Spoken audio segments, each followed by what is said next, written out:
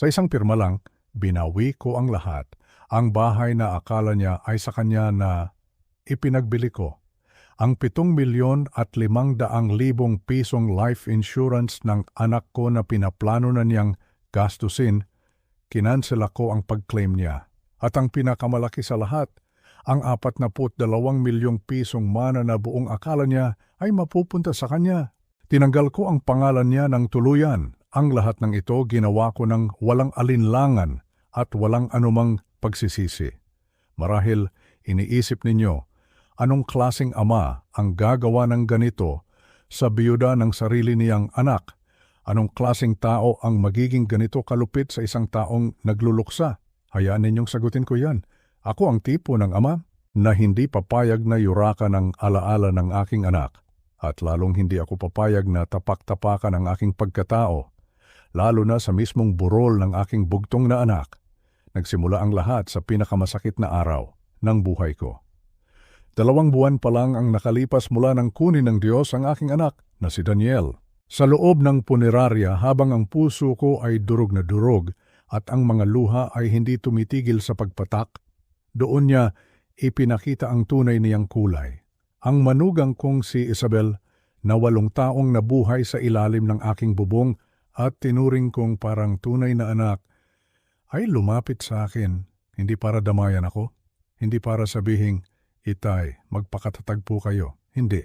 Tinitigan niya ako ng diretsyo sa mata sa harap ng aming mga kamag-anak at kaibigan na nakikiramay. At sa malamig na boses na hindi ko kailanman malilimutan, sinabi niya, "Itay, tigilan niyo na yung pag-iyak niyo. Mag-impake na kayo at lumayas kayo sa bahay ko ngayon din." Ang bawat salita ay parang isang punyal na itinarak sa puso kong nagdurugo na, pero hindi pa siya tapos.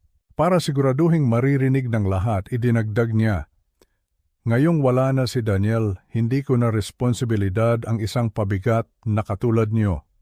Pabigat. Yan ang tawag niya sa akin.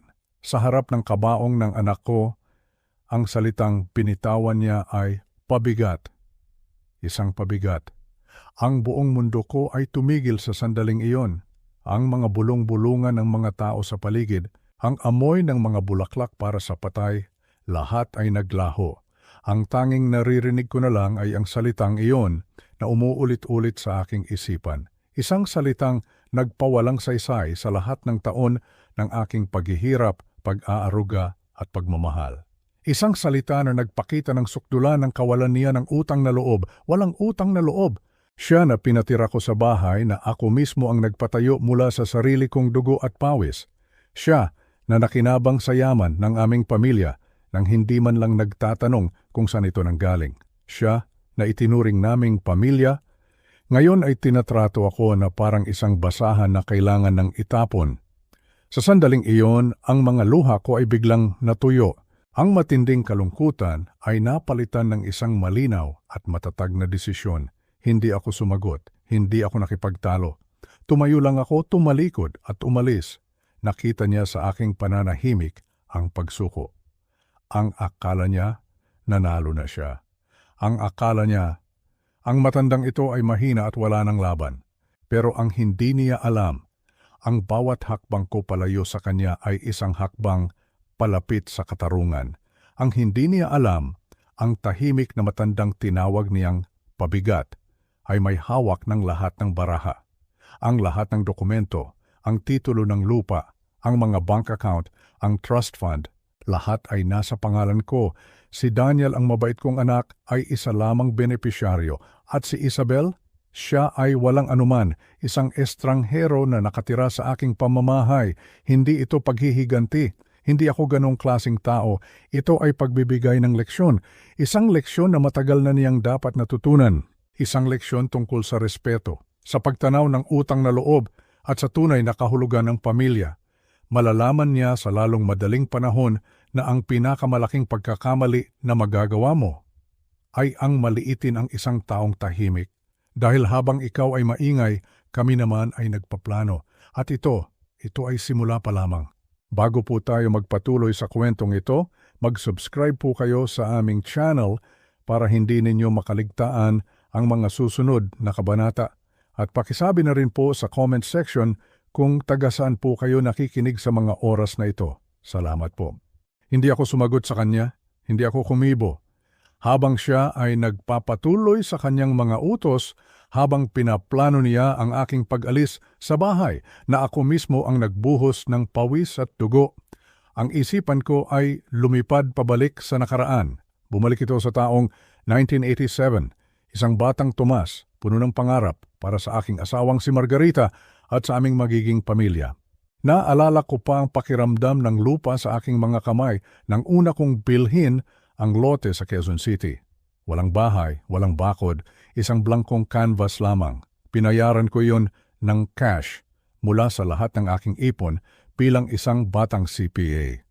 2 milyong piso, isang malaking halaga noong panahong iyon at bawat sentimo noon, pinaghirapan ko. Naaalala ko ang bawat araw ng konstruksyon.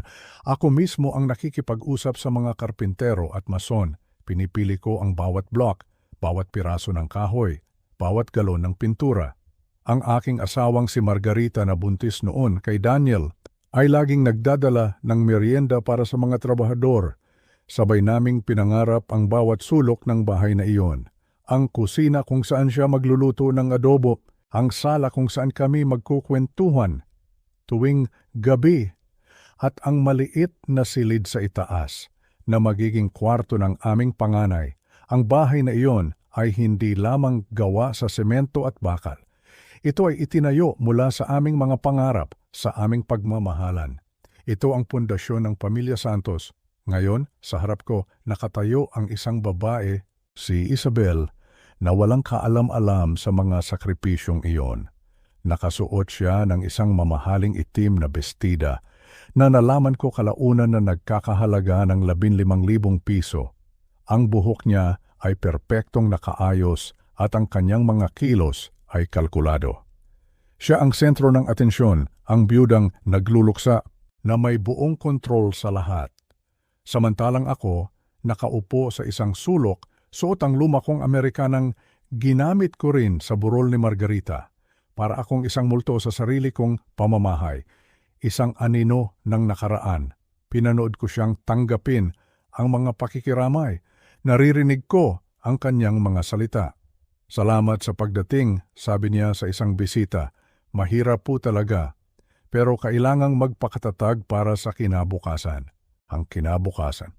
Isang kinabukasan na malinaw na hindi ako kasama.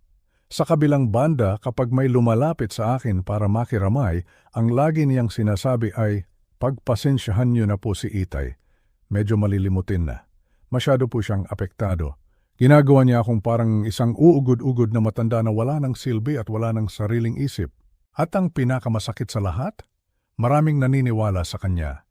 Dahil iyon ang madaling paniwalaan, iyon ang normal na sitwasyon sa isip ng marami.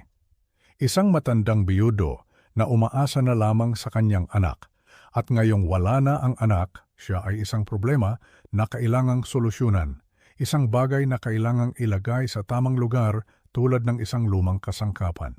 Dito nagsimula ang kanyang mga maling akala. Ang pundasyon ng kanyang kayabangan ay itinayo sa buhangin ng mga kasinungalingan at maling impormasyon. Sa mga sumunod na araw, lalo pa niyang ipinakita ang kanyang kamangmangan. Minsan habang nag-uusap kami sa kusina, kaswal niyang sinabi, Itay, kailangan ko na pong asikasuhin ang paglipat ng titulo ng bahay na ito sa pangalan ko. Alam niyo naman, minana ito ni Daniel kay Inay Margarita, kaya bilang asawa, sa akin na po ito mapupunta. Hindi ako sumagot, hinayaan ko lang siyang magsalita. Hindi niya alam na si Margarita ay wala kahit isang ari-arian na nakapangalan sa kanya. Noong kami ay ikinasal, ako na ang may-ari ng lahat. Ganoon ang usapan namin. Ako ang bahala sa pananalapi, siya ang bahala sa pamilya. Isang tradisyonal na setup pero iyon ang gumana para sa amin. Si Isabel, na isang modernong babae at isang real estate agent pa man din, ay hindi man lang nag-abalang tingnan ng mga dokumento. Ang kanyang propesyon ay dapat na nagturo sa kanya na ang titulo ng lupa ang pinakamahalagang ebidensya. Ngunit ang kanyang kasakiman ay bumulag sa kanyang profesionalismo. Ang isa pa niyang malaking pagkakamali ay ang paghusga sa aking pamumuhay. Simple lang akong mamuhay.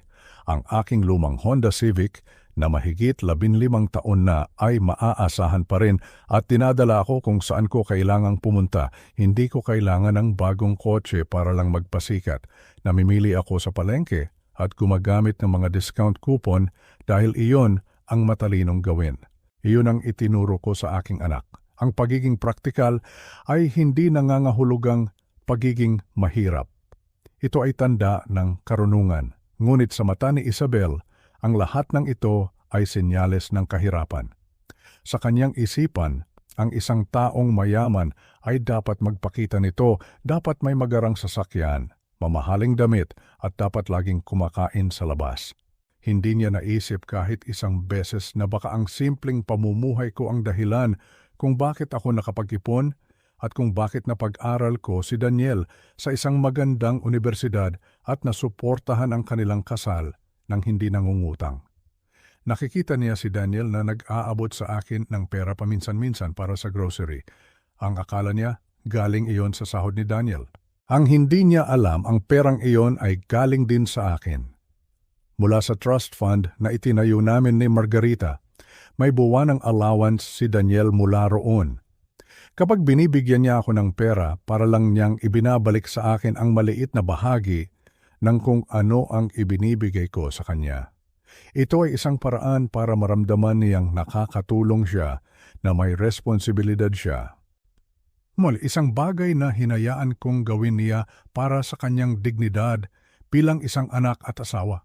Ngunit para kay Isabel, ito ay isang malinaw na ebidensya na ako ay isang pabigat.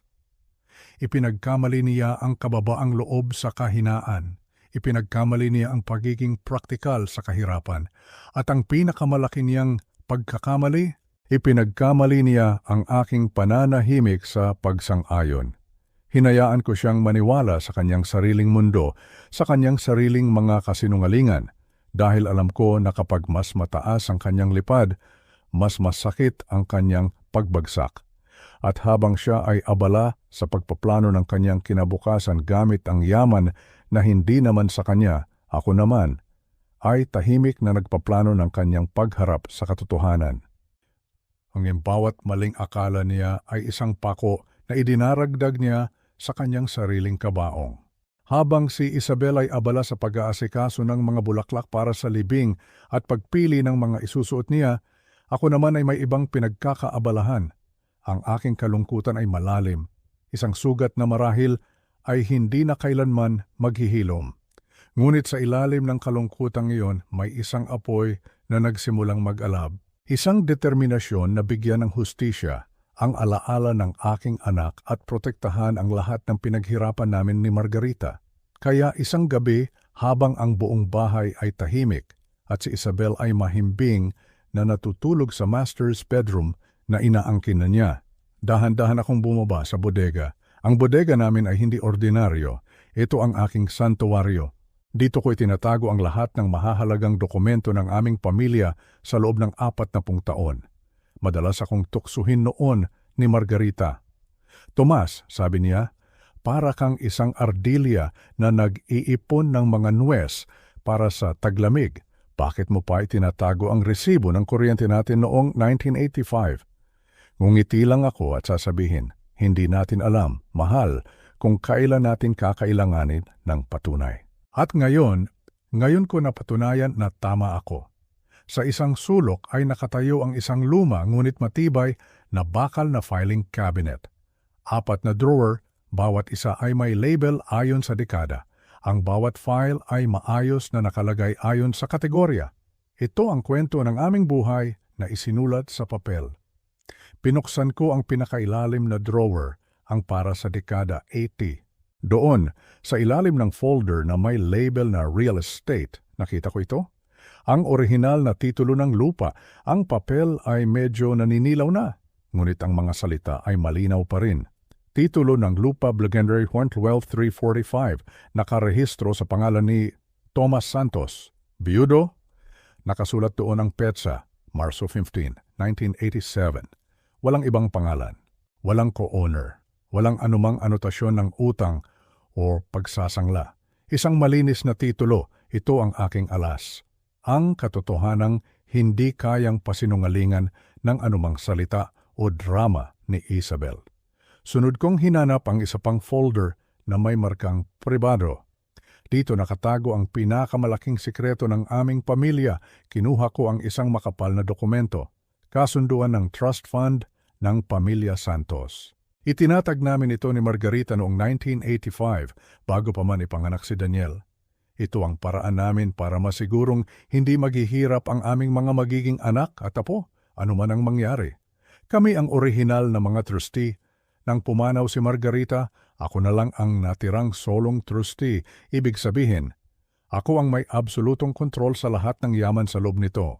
Binuklat ko ang mga pahina hanggang sa makita ko ang pinakabagong bank statement. Ang mga numero ay tila tumalon mula sa papel. 42,656,000 piso. Iyon ang halaga ng lahat ng aming pinaghirapan. At sa listahan ng mga benepisyaryo, naroon ang pangalan ni Daniel. Ngunit may malinaw na kondisyon. Siya ay tatanggap lamang ng buwanang suporta para sa kanyang mga pangangailangan. Hindi siya trustee, hindi siya may-ari. Ang pagmamay-ari ay laging mananatili sa trust na nasa ilalim ng aking pamamahala. Ang lahat ng komportableng buhay na naranasan ni Isabel, ang magandang bahay, ang mga bakasyon sa ibang bansa, ang pag-aaral ni Daniel sa mamahaling universidad, lahat iyon ay nagmula sa pondong ito, mula sa akin. At ang huling piraso ng puzzle, kinuha ko ang isa pang dokumento, ang life insurance policy ni Daniel, isang malaking halaga, 7,500,000 piso. Ito ang perang inaasahan ni Isabel na magiging panimula niya sa kanyang bagong buhay. Ngunit nang tiningnan ko ang nakasulat sa ilalim ng beneficiary, hindi ang pangalan ni Isabel ang naroon. Ang nakasulat ay ang Tomas at Margarita Santos Family Trust. Ibig sabihin, ang perang yon ay babalik din sa akin. Babalik sa pondo na ako ang may kontrol. Isinara ko ang drawer. Habang paakyat ako pabalik sa aking silid, dala-dala ang mga kopya ng mahahalagang dokumento. Isang malinaw na plano ang nabubuo sa aking isipan. Hindi ako gagawa ng eksena. Hindi ako makikipagsigawan. Gagamitin ko ang sistema. Gagamitin ko ang batas. Gagamitin ko ang katotohanan. Binigyan ako ni Isabel ng 30 araw. 30 araw para lisanin ang sarili kong bahay. Sige, pagbibigyan ko siya. Sa loob ng 30 araw na iyon, hahayaan ko siyang magpakasaya sa kanyang pantasya. Hahayaan ko siyang magplano, mangarap, at lalong ibaon ang sarili niya sa kanyang kasinungalingan at sa tamang panahon, sa oras na pinakahindi niya inaasahan, doon ko ipapakita sa kanya ang lahat, hindi bilang isang matandang pabigat, kundi bilang si Tomas Santos, ang tagapagtayo, ang tagapamahala, ang may-ari ng lahat. Ang bawat araw na lumilipas ay parang isang pagbibilang. Para sa kanya, ito ay papalapit sa araw ng kanyang tagumpay. Para sa akin, ito ay papalapit sa araw ng paghuhukom. Ang plano ay nasa aking isipan na isinulat hindi sa papel, kundi sa aking pusong nasaktan ngunit hindi sumusuko. Ang dilim ng bodega ay naging simbolo ng aking estratehiya. Tahimik, hindi nakikita, ngunit naglalaman ng lahat ng kapangyarihan. At sa lalong madaling panahon, ang lahat ng nasa dilim ay ilalabas ko sa liwanag. Lumipas ang mga araw at ang pagiging kampante ni Isabel ay lalong lumaki at naging purong kayabangan. Para sa kanya, ang aking pananahimik ay isang malinaw na tanda ng aking pagkatalo. Nagsimula na siyang gumawa ng mga pagbabago sa bahay, na para bang pag-aari na niya ito. Ipinatago niya ang mga litrato namin ni Margarita na nakasabit sa sala. Ang mga lumang gamit na may sentimental na halaga sa akin ay inilipat niya sa bodega. Para magkaroon po ng mas modernong itsura ang bahay, itay, sabi niya sa akin na may peking ngiti, na para bang ginagawan pa niya ako ng pabor. Hindi na niya ako tinatawag na Itay Thomas, kundi Itay na lang na may tono ng pag-uutos at hindi paggalang. Ang sukdulan ng kanyang pagmamataas ay nangyari noong 1 linggo ng umaga. Naghahanda ako para magsimba nang marinig ko ang malalakas na boses sa aming sala.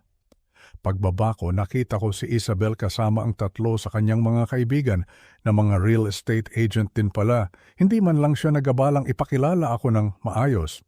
Narinig ko ang kanyang boses na ipinagyayabang ang kanyang bahay. Ang pundasyon nito ay napakatibay, sabi niya sa kanila. Original 1980s construction.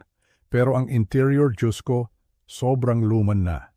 Typical na estilo ng matatanda. Kailangan ng total renovation.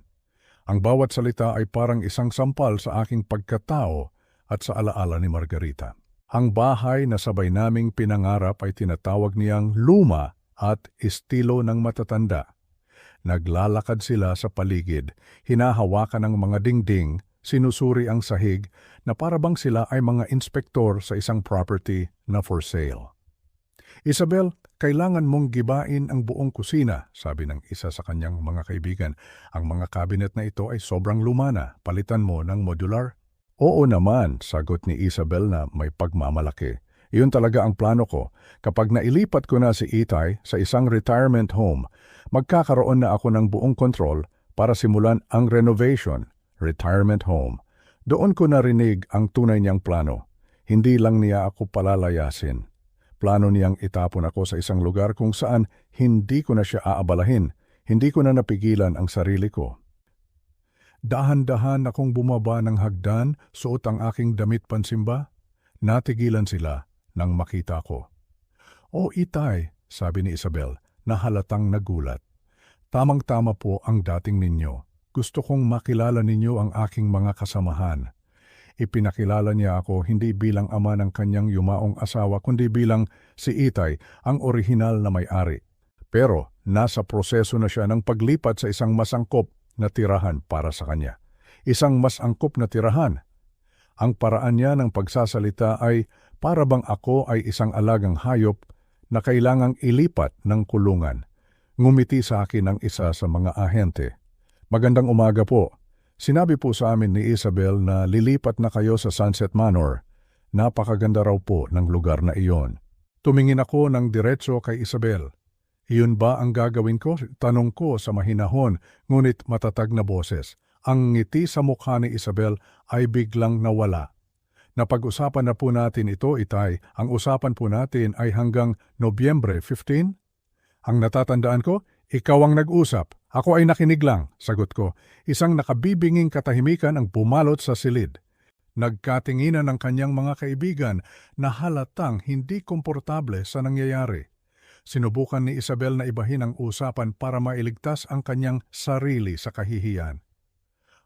Itay, sabi niya, pilit na pinapasigla ang kanyang boses. Habang narito na rin sila, baka gusto ninyong sabihin sa kanila ang mga problema sa maintenance ng bahay.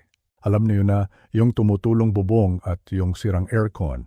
Tumingin ako sa kanya, hindi makapaniwala sa kanyang katapangan na magsinungaling. Ang bubong ay kakaayos lang noong 1 taon. At ang aircon sa kwarto ko ay 2 taon pa lang. Wala akong alam na anumang problema sa maintenance, sabi ko ng malinaw. Itay naman, kit niya, alam niyo po na tumutulo ang gripo sa banyo sa itaas. Ang gripong iyon ay kailangan lang ng isang gasket na nagkakahalaga ng 20 pesos, sagot ko. At alam mo, yan. Ang mukha ni Isabel ay namula na sa galit at hiya. Sa harap ng kanyang mga kasamahan, ang imahe niya bilang isang mahusay at may kontrol na byuda ay unti-unting nawawasak. At sa desperasyon, sinabi niya ang mga salitang tuluyan ng sumira sa anumang natitirang pagtingin ko sa kanya. Ang totoo po niyan, sabi niya sa kanyang mga kaibigan habang nakatingin sa akin, si Itay ay masyadong attached sa lugar na ito. Minsan, hindi niya nakikita ang mga problema na halata na sa iba. Tulad ng problema na hindi na niya kayang tustusan ang pagpapanatili ng isang bahay na ganito kalaki. At doon, tumawid na siya sa linya. Inakusahan niya ako ng pagiging pabaya at mahirap sa harap ng mga estranghero. Hindi kayang tustusan? Inulit ko, ang boses ko ay nagsisimula ng magkaroon ng talim. Itay, paulit-ulit na lang tayo. Ang SSS pension ninyo ay hindi sapat, sigaw niya.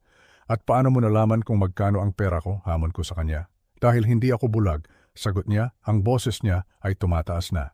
Nakikita ko ang luma ninyong kotse, ang mga simpleng damit ninyo. Ang katotohanan ay nabuhay kayo sa awa ni Daniel sa loob ng 2 taon at ngayon kailangan ninyong harapin ang realidad. Ang awa ni Daniel? Tanong ko, talaga bang naniniwala ka diyan? Sa puntong iyon, ang kanyang mga kaibigan ay dahan-dahan nang umatras patungo sa pinto.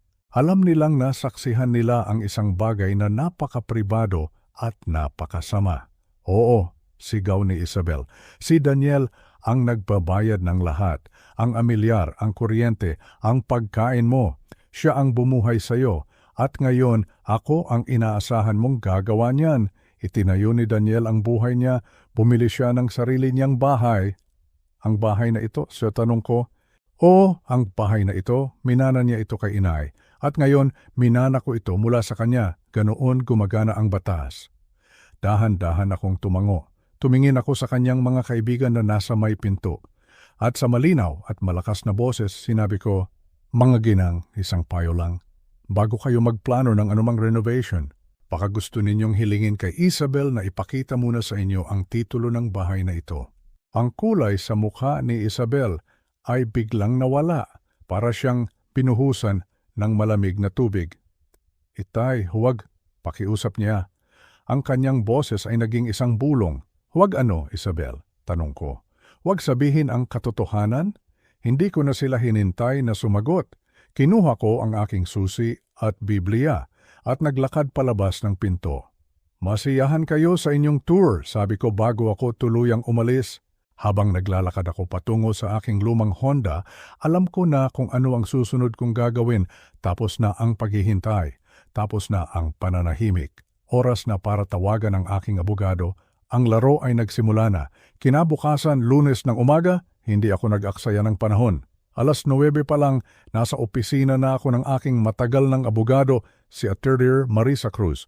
Si Atibata Cruz ay isang matalinong babae na nasa edad 50. Kilala sa kanyang talas ng isip at pagiging tapat. Siya ang humahawak ng aking mga legal na usapin sa loob ng 20 taon, kaya alam niya ang bawat detalye ng aking pananalapi. Inilatag ko sa kanyang mesa ang mga kopya ng mga dokumento na kinuha ko mula sa bodega. Ang titulo ng lupa, ang kasunduan ng trust fund, at ang life insurance policy ni Daniel. Habang sinusuri niya ang mga ito, ikinuwento ko sa kanya ang lahat ng nangyari mula noong araw ng burol hanggang sa insidente kahapon kasama ang mga kaibigan ni Isabel. Pagkatapos kong magsalita, tinanggal ni Attorney Cruz ang kanyang salamin at tiningnan ako ng may pag-aalala.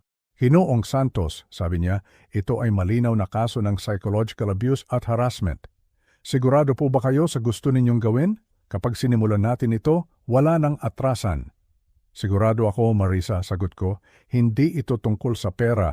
Ito ay tungkol sa respeto, tungkol sa pagbibigay ng leksyon." "Ano po ang gusto ninyong mangyari?" tanong niya habang kumukuha ng legal pad at panulat. "Una," sabi ko, "gusto kong i-claim agad ang life insurance. Kailangang maideposito ang pera sa trust fund sa lalong madaling panahon. Pangalawa, gusto kong padalhan si Isabel ng isang formal na notice to vacate. Isang legal na dokumento na nagsasabing siya ay isang nangungupahan lamang sa aking ari-arian at mayroon siyang 30 araw para lisanin ito." Ang parehong 30 araw na ibinigay niya sa akin, bahagyang ngumiti si Attorney Cruz. "Poetic justice. Ano pa po?" "Pangatlo," sabi ko, "gusto kong mag-set tayo ng isang pulong. Pero hindi dito, hindi sa bahay. Gusto kong gawin ito sa opisina niya." Napakunot ang noo ni Attorney Cruz. "Sa opisina niya? Bakit po doon?" "At ika-4, patuloy ko, gusto kong imbitahan natin sa pulong na iyon ang 3 kaibigan niyang real estate agent na nakasaksi ng kanyang paghamak sa akin. Kung narinig nila ang kanyang mga kasinungalingan, nararapat lang na marinig din nila ang katotohanan mula mismo sa atin." Natahimik sandali si Attorney Cruz habang pinoproseso ang aking mga sinabi. "Ginoong Santos, iyan ay magiging isang pampublikong pagpapahiya." "Hindi, Marisa," pagtatama ko. "Ang ginawa niya sa akin sa burol at sa harap ng kanyang mga kaibigan, iyon ang pampublikong pagpapahiya. Ang gagawin natin ay pampublikong paglilinaw. May malaking pagkakaiba. Kailangan niyang matutunan na ang mga salita at gawa ay may kaakibat na responsibilidad at kahihinatnan. Tumango si Attorney Cruz. Naiintindihan ko po, masusunod ang gusto ninyo. Tatawagan ko ang opisina niya ngayon para mag-set ng isang urgent legal meeting bukas ng umaga, alas 10. Kinabukasan, eksaktong alas 10 ng umaga, sabay kaming pumasok ni Attorney Cruz sa opisina ng Premier Realty. Ito ay isang modernong opisina na may mga salaming pader at abalang mga ahente. Nakita namin si Isabel sa kanyang cubicle, masayang nakikipag-usap sa isang batang mag-asawa. Marahil ay mga kliyente niya. Ang ngiti sa kanyang mukha ay biglang naglaho nang makita niya kami. Ang saya ay napalitan ng pagkalito at pagkatapos ay ng bahagyang alarma. "Itay Tomas?" sabi niya habang tumatayo. "Attorney Cruz, anong ginagawa ninyo rito?" "Magandang umaga, Isabel," sabi ko ng mahinahon. "Kailangan nating mag-usap." "May kliyente ako ngayon," sabi niya. Pilit na pinapanatili ang kanyang profesional na tindig. "Maari ba tayong mag-usap mamaya?" Hindi ito makapaghintay, sabi ni Attorney Cruz na lumapit. Ang kanyang boses ay may autoridad. "Ito ay isang mahalagang usaping legal tungkol sa ari-arian ng iyong yumaong asawa." Ang mga salitang legal at abogado ay agad na nagkaroon ng epekto. Ang mga katrabaho niya ay nagsimulang magbulungan. Ang kanyang mga kliyente ay hindi na naging komportable. Sige, babalik na lang kami," sabi ng lalaki. "Hindi, sandali lang." Pakiusap ni Isabel, ngunit umalis na ang mag-asawa. At sa puntong iyon, lumapit ang tatlong kaibigan niya mula nung linggo na naimbitahan na pala ni Attorney Cruz kanina pa. "Isabel, tungkol saan ito?" tanong niya. Ang boses niya ay may bahid na ng panik. "Tungkol sa bahay," simpleng sabi ko. "Napag-usapan na natin ang bahay," giit niya. "Hindi," sagot ko. "Ikaw ang nag-usap. Ako ay nakinig lang." Doon na nagsimula si Attorney Cruz. Pinuksan niya ang kanyang briefcase at inilabas ang unang folder. "Isabel," sabi niya, "mayroon kang malaking maling akala. Sinasabi mo na minana mo ang bahay sa 447 Maple Street mula sa iyong asawa. Ngunit ayon sa batas, hindi mo maaaring manahin ang isang bagay na hindi naman pag-aari ng taong nagpamana. Anong ibig mong sabihin?" Inilabas ni Attorney Cruz ang kopya ng titulo. Ang bahay at lupa na yon ay nakarehistro sa iisang pangalan lamang, Tomas Santos. Binili niya ito noong 1987, bago pa man kayo ikasal ni Daniel. Ito ay kanyang solong ari-arian. Hinablot ni Isabel ang papel. Ang kanyang mga kamay ay nanginginig habang binabasa niya ito. Ang kulay sa kanyang mukha ay tuluyan ng nawala. Imposible, minana ito ni Daniel kay Inay Margarita. Si Margarita Santos ay walang anumang ari-arian na nakapangalan sa kanya, sabi ni Attorney Cruz. Pero si Daniel ang nagbabayad ng lahat. Inilabas ni Attorney Cruz ang pangalawang folder. Mga resibo ng amilyar sa loob ng 27 taon pinayaran mula sa bank account ni Tomas Santos. Mga bill ng kuryente, tubig, insurance, lahat ay nasa pangalan at pinayaran ni Tomas Santos. Ang pera ni Daniel, ang sahod niya, nauutal na, sabi ni Isabel. At doon, inilabas ni Attorney Cruz ang huling alas, ang pangatlong folder.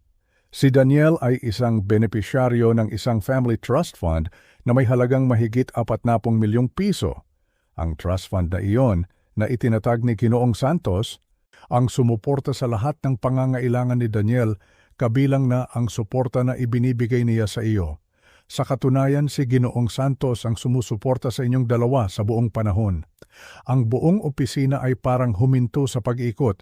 Ang katahimikan ay nakabibingi. Si Isabel ay napaupo sa kanyang upuan na parabang nawalan ng lakas ang kanyang mga tuhod. At ang life insurance, dagdag ni Attorney Cruz, ang benepisyaryo ay ang trust fund, hindi ikaw. Tumingin si Isabel sa paligid, ang kanyang mga katrabaho, ang kanyang mga kaibigan, lahat ay nakatingin sa kanya. Hindi na may paghanga, kundi may halo ng awa at pagkadismaya. Ang reyna ay nahulog mula sa kanyang trono. "Itay." Bulong niya, tumingin sa akin, ang kanyang mga mata ay puno ng luha. "Patawad po, hindi ko alam." "Hindi ka nagtanong?" sagot ko. Isinara ni Atatay Cruz ang kanyang briefcase. Isabel, mayroon kang 30 araw para lisanin ang pag-aari ni Ginoong Santos. Isang formal na abiso ang ipapadala sa iyo. Magandang araw sa inyong lahat. Tumalikod na kami at naglakad palabas ng opisina. Habang papalabas, narinig ko siyang tumawag. Itay Tomas! Lumingon ako. Ano na po ang mangyayari ngayon? Tanong niya. Ang kanyang boses ay basag. Tinitigan ko siya. Ngayon, sabi ko, matututunan mo ang laging kong alam. Ano po iyon? Na ang mga taong tahimik ay hindi mga taong mahina. Pinipili lang namin kung kailan kami magsasalita. At sa mga salitang iyon, tinalikuran ko na siya ng tuluyan. Iniwan siya sa gitna ng mga guho ng kanyang mga kasinungalingan at kayabangan. Ang hustisya ay naibigay na. Ang pag-alis ko sa sarili kong bahay noong linggo ng umaga matapos ang masakit na komprontasyon ay hindi isang tanda ng pagkatalo. Ito ay isang deklarasyon. Isang deklarasyon na tapos na ang aking pananahimik. Habang minamaneho ko ang aking lumang Honda patungo sa simbahan, hindi dasal ng pagsuko ang nasa isip ko, kundi dasal ng kalakasan. Kalakasan para sa laban na aking sisimulan. Alam kong hindi ko ito kayang gawin mag-isa. Ang emosyon ay maaaring maging ulap sa tamang pag-iisip. Kailangan ko ng isang taong hindi lang batas ang alam, kundi naiintindihan din ang puso ng isang amang nasaktan at iisang tao lang ang pumasok sa isip ko, si Attorney Marisa Cruz. Kaya kinabukasan, Lunes ng umaga, maaga akong nagpunta sa kanyang opisina sa Makati. Ang opisina ni Attorney Cruz ay simple lang, hindi magarbo, pero puno ng mga libro ng batas at mga parangal. Siya ay isang babaeng may malaking puso pero may bakal na determinasyon. 20 taon na siyang aking abogado. Mula pa noong mga araw na itinatayo ko ang aking kumpanya. Siya ang tumulong sa akin sa pagbuo ng trust fund na ngayon ay sentro ng lahat ng ito. Kilala niya ang kasaysayan ng aming pamilya, hindi lang sa papel, kundi sa puso. Pagpasok ko, agad akong pinapasok ng kanyang sekretarya. Nakita ko si Attorney Cruz sa likod ng kanyang mesa, napapaligiran ng mga dokumento. Ngumiti siya nang makita ako, ngunit agad ding napansin ang bigat sa aking mga mata. Ginoong Santos, bati niya, maupo po kayo, kape? Maraming salamat Marisa, sabi ko, habang inilalatag sa kanyang mesa ang isang folder na naglalaman ng mga kopya ng lahat ng mahahalagang dokumento. Kailangan ko ang tulong mo. Sa loob ng halos 1 oras, ikinuwento ko sa kanya ang lahat. Mula sa masakit na mga salita ni Isabel sa burol, hanggang sa kanyang mga maling akala at sa sukdulan ng kanyang kayabangan kahapon. Habang nagsasalita ako, nakikinig lang si Attorney Cruz. Hindi siya sumasabad. Tumatango lang siya paminsan-minsan at may isinusulat sa kanyang legal pad. Nakita ko sa kanyang mga mata ang unti-unting pagbabago. Mula sa profesional na pakikinig, naging personal na simpatiya at sa huli, naging determinadong galit. Pagkatapos kong magkwento, huminga siya ng malalim. Tinanggal niya ang kanyang salamin. Ginoong Santos, sabi niya, ang kanyang boses ay kalmado ngunit may bigat. Una sa lahat, nakikiramay po ako. Hindi ninyo dapat nararanasan ang ganito sa panahong nagluluksa kayo. Ang ginawa ng inyong manugang ay hindi lang kawalan ng respeto, ito ay kalupitan. Alam ko Marisa, at iyon ang dahilan kung bakit ako narito. Ayoko nang maging biktima sa sarili kong kwento, oras na para bawiin ang kontrol. Ano po ang nasa isip ninyo? Tanong niya. Gusto kong gawin ito sa tamang paraan. Ayon sa batas, ayokong maghiganti. Gusto ko ng hustisya. At gusto kong maging isang aral ito para sa kanya. Naiintindihan ko po, sabi niya. Suriin natin ang mga hawak nating baraha. Kinuha niya ang mga dokumento.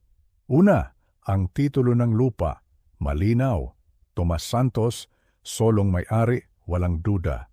Pangalawa, ang trust fund. Ako po ang tumulong sa inyo na i-draft ito, at malinaw na kayo ang solong trustee.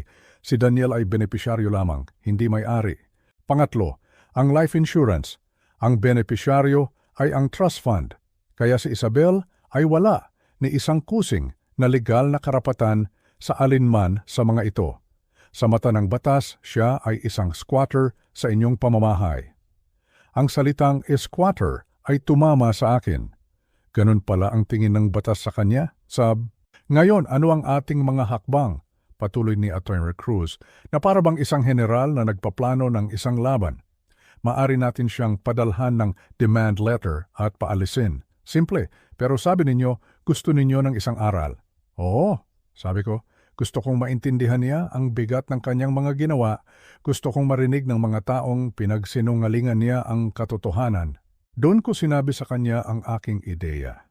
Ang ideya na isagawa ang komprontasyon sa kanyang sariling teritoryo, sa kanyang opisina at sa harap ng mga kasamahan niyang naging saksi sa kanyang kayabangan. Natahimik sandali si Atty. Cruz.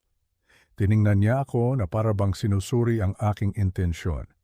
Ginoong Santos, iyan ay isang agresibong hakbang. Magiging napaka-personal niyan. Sigurado po ba kayo? Marisa, sabi ko, ginawa niyang personal ang lahat ng ito noong tinawag niya akong pabigat sa harap ng kabaong ng anak ko. Ginawa niyang personal noong sinubukan niyang itapon ako sa isang retirement home. Ang hinihiling ko lang ay isagawa ang katotohanan sa parehong entablado kung saan niya itinanghal ang kanyang mga kasinungalingan. Isang dahan-dahang pagtango ang isinagot ni Atty. Cruz. Nakita niya ang determinasyon sa aking mga mata. Sige, sabi niya, masusunod po ang gusto ninyo. Ito ang gagawin natin. Inilatag niya ang plano ng may kahusayan. Bukas ng umaga, tatawagan ko ang opisina niya. Sasabihin kong may urgent legal meeting na kailangang daluhan niya kasama ang kanyang mga kasamahan na sina Jessica at ang dalawa pa. Hindi natin sasabihin ang agenda para hindi siya makapaghanda. Sa pulong, ako ang maglalahad ng lahat ng legal na katotohanan. Ikaw, Ginoong Santos, ay mananatiling tahimik hanggang sa huli. Hayaan mong ang mga dokumento ang magsalita. Hayaan mong ang batas ang humatol. At kapag tapos na ang lahat, doon ka magsasalita. Hindi para manginsulto, kundi para magbigay ng huling salita, ang salita ng isang ama. Paano kung tumanggi siya? Tanong ko. Hindi siya tatanggi, sabi ni Atty. Cruz na may kumpiyansa. Dahil sa takot at sa kuryosidad, darating siya. At kapag nandoon na siya, wala na siyang takas. Bago ako umalis, hinawakan ni Atty. Cruz ang aking kamay. Ginoong Santos, saludo po ako sa inyong katatagan. Ipinaglalaban ninyo hindi lang ang inyong ari-arian, kundi ang inyong dignidad. At karangalan kong maging abogado ninyo sa laban na ito. Pag-alis ko sa kanyang opisina, gumaan ang aking pakiramdam. Hindi dahil sa galit, kundi dahil sa pag-asa. Pag-asa na ang katarungan ay mananaig. Ang plano ay nakalatag na. Ang mga sundalo ay handa na. Ang entablado ay itinatakda na. Kinabukasan, ang kurtina ay magbubukas at ang huling akto ng dula-dulaan ni Isabel ay magsisimula na. At sa pagkakataong ito, ako na ang direktor. Ang umaga ng Martes ay dumating na may kakaibang bigat sa hangin. Para sa karamihan, isa lang itong ordinaryong araw. Ngunit para sa akin at para kay Isabel, ito ang araw ng pagtutuos.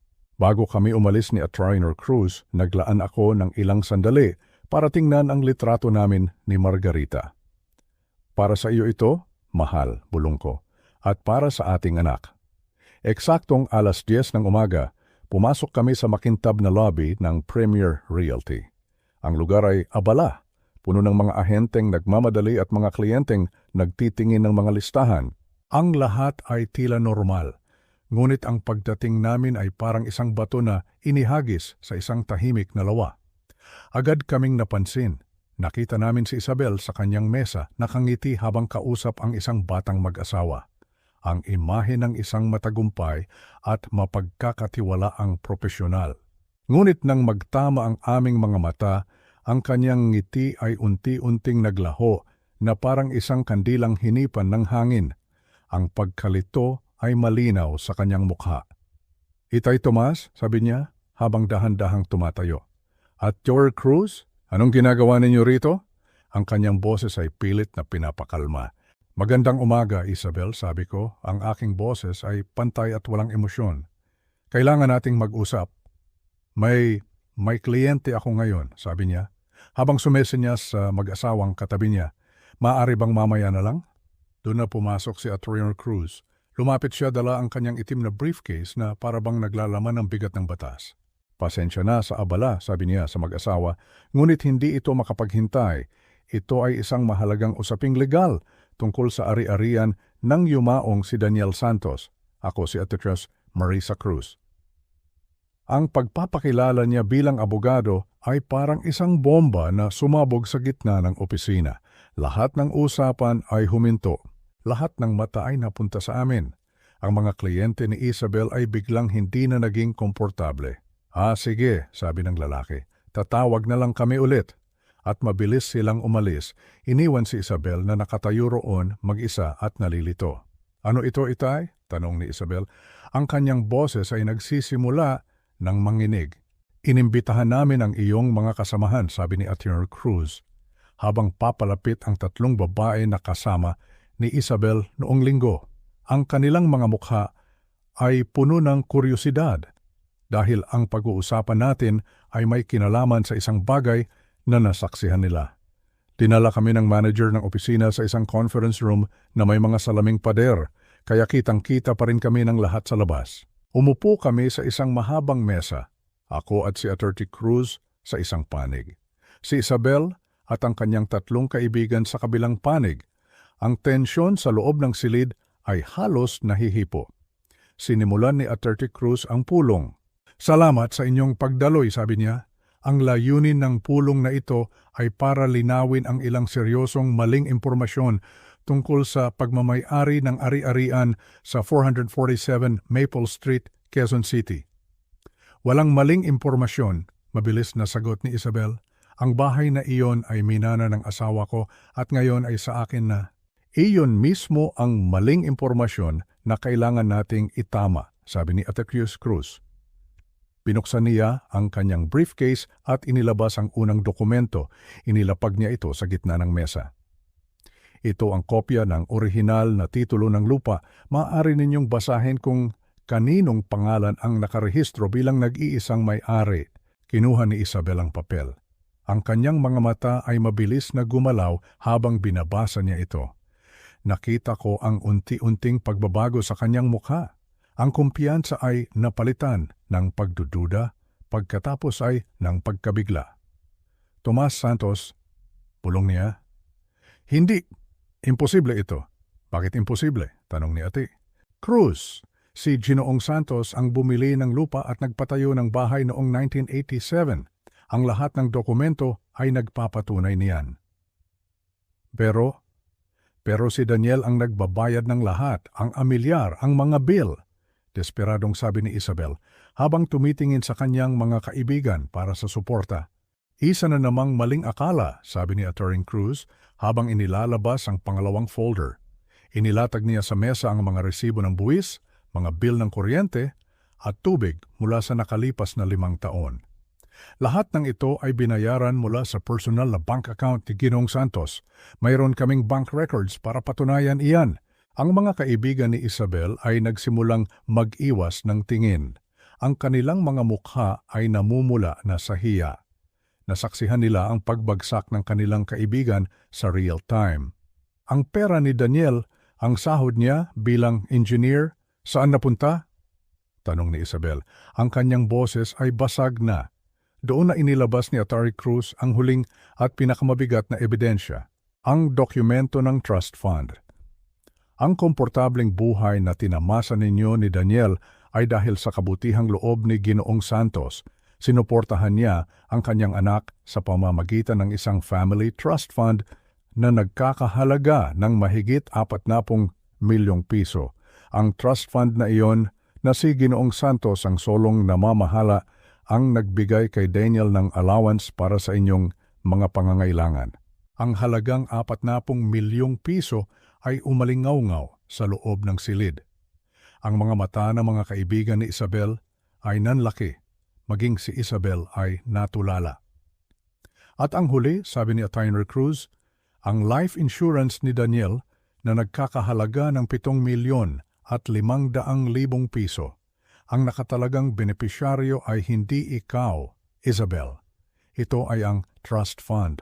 Sa puntong iyon, tuluyan nang bumagsak ang mundo ni Isabel. Napasandal siya sa kanyang upuan.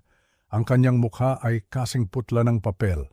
Ang lahat ng kanyang plano, ang kanyang mga pangarap, ang kanyang kayabangan, lahat ay gumuho sa harap niya. Tumingin siya sa akin. Ang kanyang mga mata ay puno ng isang bagay na hindi ko pa nakita dati. Hindi galit, hindi pagmamataas, kundi isang nakakaawang pagsusumamo. Itay, bulong niya? Patawad po, hindi ko alam. Hindi ka nagtanong, Isabel, sabi ko. Sa wakas ay nagsalita na ako. Ang aking boses ay kalmado ngunit may bigat. Hinuhusgahan mo ako batay sa aking lumang damit at sa aking lumang kotse. Hinuhusgahan mo ako nang hindi mo inaalam ang katotohanan. Tinawag mo akong pabigat sa sarili kong bahay.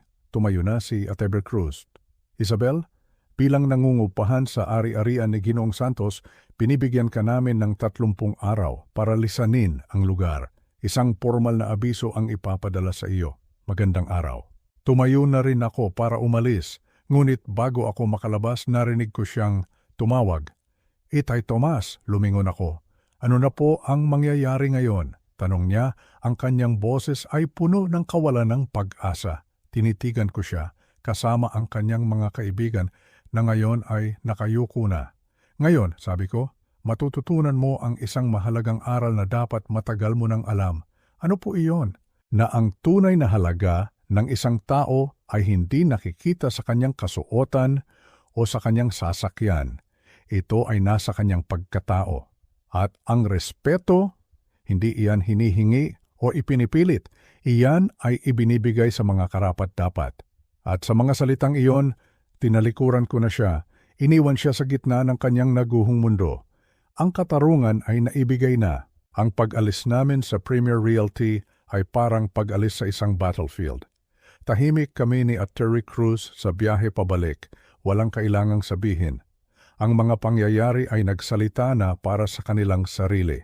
Ngunit alam ko na ang nangyari sa conference room ay simula pa lamang.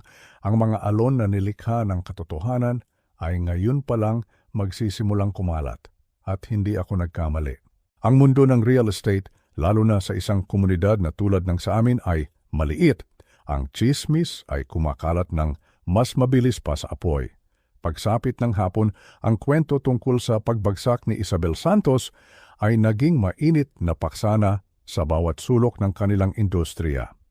Nalawanta ko, hang mura ito mula sa aking kapitbahay na si Aling Helen na ang pamangkin ay nagtatrabaho rin pala sa Premier Realty.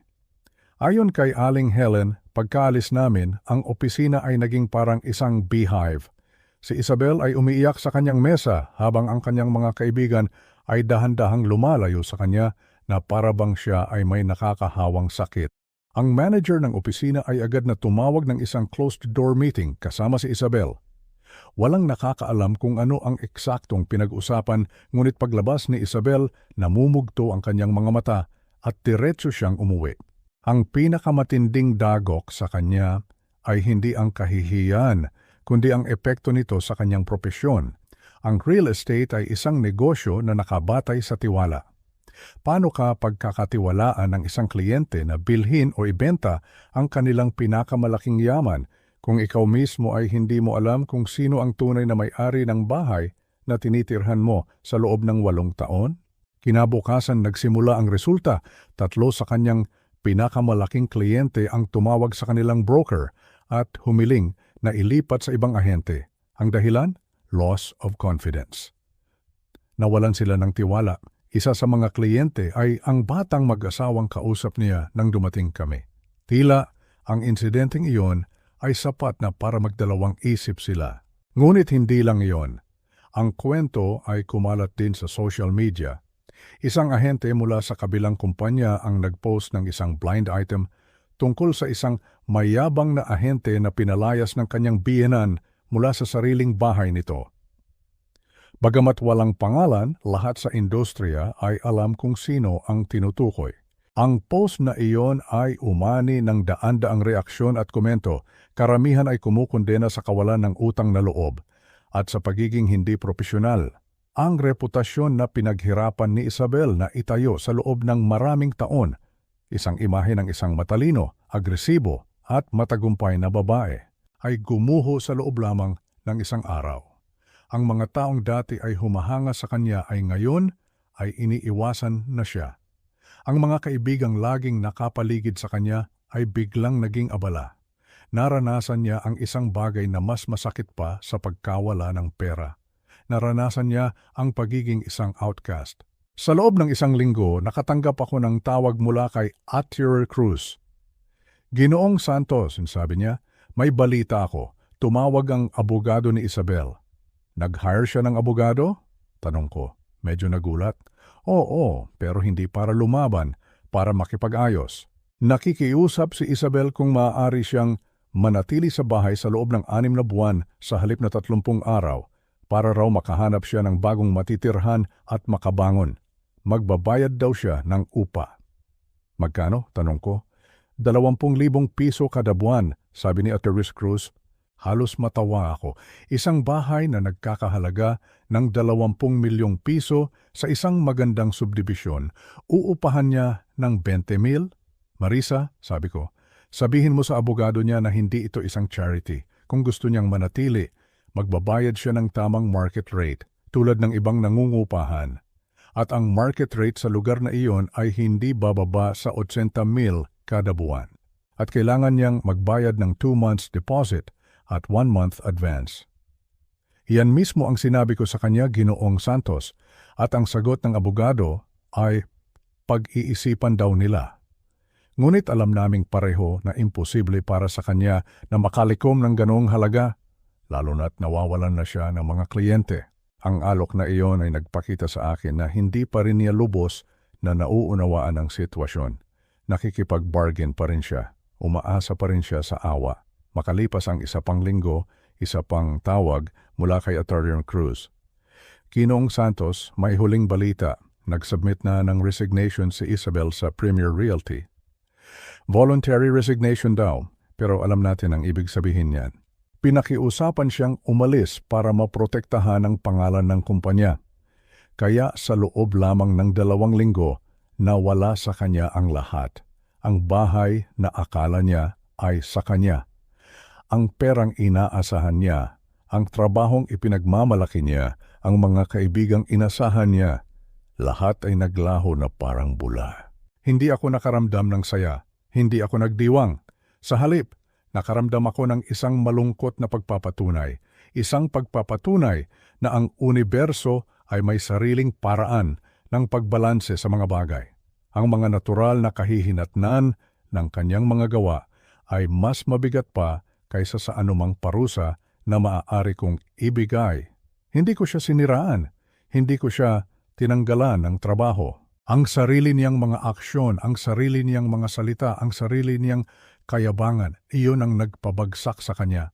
Ito ay hindi paghihiganti, ito ay accountability. Isang masakit ngunit kinakailangang aral. Ang reyna ay hindi lang nawalan ng korona, nawalan siya ng buong kaharian.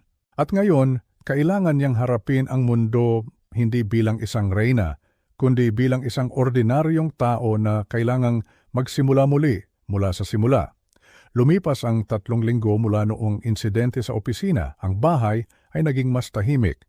Ang presensya ni Isabel na puno ng tensyon ay unti-unti nang nawawala. Sinimulan kong ibalik ang mga bagay sa dati. Ibinalik ko ang mga litrato namin ni Margarita sa sala. Inayos ko ang mga lumang gamit na mahalaga sa akin. Ang bahay ay muling naging isang tahanan, hindi isang trophy property. Isang Sabado ng hapon, habang nagbabasa ako ng dyaryo sa sala, narinig ko ang doorbell. Nagulat ako. Hindi ako nag-aabang ng bisita. Pagbukas ko ng pinto, nakita ko si Isabel. Nakatayo siya roon, hindi nasuot ang kanyang mga mamahaling damit. Nakasuot lang siya ng simpleng pantalon at t-shirt. Sa kanyang mga kamay, may dala siyang isang kahon. Ang kanyang mukha ay walang makeup at bakas sa kanyang mga mata ang pagod at kalungkutan. Magandang hapon po, Itay Tomas, sabi niya. Ang kanyang boses ay mahina. Natahimik ako sandali. Tuloy ka, sabi ko. Pumasok siya at maingat na inilapag ang kahon sa mesa. May mga nakita po akong mga gamit na sa inyo pala, sabi niya. Mga photo album noong bata pa si Daniel. Ilang mga recipe card ni Inay Margarita, mga gamit na napunta sa mga gamit ko nung nag-aayos ako. Umupo ako at umupo rin siya sa kabilang sofa. May ilang sandali ng katahimikan sa pagitan namin. Tumingin siya sa paligid. Walang nagbago, sabi niya. Bakit naman magbabago? Tanong ko. Hindi ko po alam. Akala ko po baka magpipintura kayo ulit o magpapalit ng gamit pagkaalis ko. Ang ilang bagay ay hindi na kailangang baguhin, sabi ko. Huminga siya ng malalim, tumingin siya sa akin ng diretso sa mata. Sa pagkakataong ito, wala ng kayabangan, wala ng galit, tanging isang malalim na pagsisisi. Itay, sabi niya, ang kanyang boses ay nanginginig. Nandito po ako hindi lang para ibalik ang mga ito, nandito po ako para humingi ng tawad. Utang ko po sa inyo ang higit pa sa isang paumanhin. Hindi ako sumagot, hinayaan ko siyang magpatuloy. Ang mga ginawa ko po, ang mga sinabi ko, ay walang kapatawaran. Pinakinggan ko po ang sarili kong kasakiman. Naging bulag po ako sa katotohanan. Tinrato ko po kayo ng walang respeto, ng walang utang na loob. Naging malupit po ako sa panahong dapat ay nagdadamayan tayo. At ngayon ko lang naiintindihan ang lahat. Ano ang naiintindihan mo ngayon? Tanong ko. Naiintindihan ko na po kung saan nakuha ni Daniel ang kanyang kabaitan, ang kanyang pagiging mapagbigay, ang kanyang tahimik na lakas. Lahat po iyon natutunan niya mula sa inyo. Isa po kayong mabuting ama. At ako po ay naging isang masamang manugang. Hindi ko po nakita ang halaga ninyo dahil abala ako sa pagtingin sa mga bagay na walang halaga. May isang parte sa akin na gustong manumbat, pero nang makita ko ang kanyang itsura, ang kanyang tunay na pagsisisi, ang galit sa puso ko ay unti-unting napalitan ng awa. Lahat tayo ay nagkakamali, Isabel, sabi ko. Ang mahalaga ay kung ano ang gagawin natin pagkatapos nating malaman na mali tayo. Sinusubukan ko pong matuto, sabi niya. Aalis na po ako. Nakahanap po ako ng trabaho sa Cebu. Isang maliit na kumpanya, magsisimula po ako ulit. Isang bagong simula sa isang bagong lungsod. Baka doon po ako maging isang mas mabuting tao. Tumango ako. Sana nga. Tumayo na siya para umalis. Ngunit bago siya makarating sa pinto, lumingon siya ulit. Itay, maaari po ba akong magtanong ng isang huling bagay? Sige. Kung naging magalang po ako sa simula, kung nagtanong po ako sa halip na magutos, kung tinrato ko po kayo bilang isang ama at hindi bilang isang pabigat, iba po kaya ang mangyayari? Pinag-isipan ko ang kanyang tanong. Tumingin ako sa litrato ni Daniel sa mesa. Marahil, sagot ko. Marahil, tutulungan kitang makabangon, bibigyan kita ng panahon para mahanap ang iyong sarili. Marahil, magiging magkaibigan pa rin tayo. Marahil, mahahanap natin ang isang paraan para parangalan ang alaala ni Daniel nang magkasama. Isang luha ang pumatak mula sa kanyang mata. Sayang, bulong niya, huli na ang lahat. Tumango siya. Salamat po sa pagtuturo sa akin ng isang napakahalagang aral, ang respeto. Hindi po talaga ito negotiable. Pagkaalis niya, binuksan ko ang kahon. Naroon ang mga ngiti ni Daniel bilang isang sanggol. Ang sulat kamay ni Margarita sa kanyang mga recipe, mga maliliit na yaman na naligaw ng landas, ngunit ngayon ay nakabalik na. Umupo ako sa aking paboritong upuan habang ang hapon ay dahan-dahang dumidilim. Naisip ko ang lahat ng nangyari. Natutunan ni Isabel ang isang mamahaling aral. Ngunit may natutunan din ako. Natutunan ko na ang pagpapatawad at ang pagtatakda ng mga hangganan ay maaaring magkasama. Mapapatawad ko siya sa kanyang mga ginawa, ngunit hindi ibig sabihin noon ay hahayaan ko siyang yurakan muli ako. Natutunan ko na ang tahimik na lakas ay hindi nangangahulugang tahimik na pagtanggap sa kawalan ng respeto. At higit sa lahat, natutunan ko na minsan ang pinakamakapangyarihang bagay na maaari mong gawin ay ang sabihin lang ang katotohanan. At hayaan ang mga tao na harapin ang mga kahihinatnan ng kanilang sariling mga pagpili. Yan, sa sandaling iyon, sa katahimikan ng aking tahanan, sa unang pagkakataon mula nang mamatay si Daniel, nakaramdam ako ng kapayapaan, isang tunay at malalim na kapayapaan.